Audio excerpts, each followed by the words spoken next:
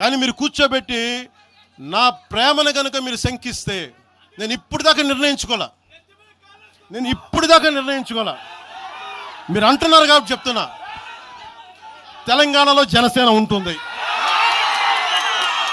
నేను పోటీ చేస్తా. నేను ఇప్పుడు దాకా ఎప్పుడు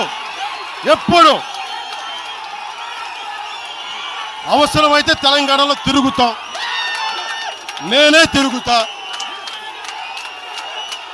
మేమే తిరుగుతాం. ప్రతి సమస్య మీద మాట్లాడతాం, ప్రతి అన్యాయాన్ని ఎదుర్కొంటాం. ఏం మాట్లాడతారు మీరు? ఇది తెలంగాణ భారతదేశంలో అంతర్భాగం, మర్చిపోకండి. తెలంగాణ నా దేశం అంతర్భాగం. తెలంగాణ మీరు కూర్చోబెట్టి బెదిరించి రాకూడదు ఏంటో అవన్నీ భరిస్తాం. చాలా దశాబ్దం పైగా భరించాం.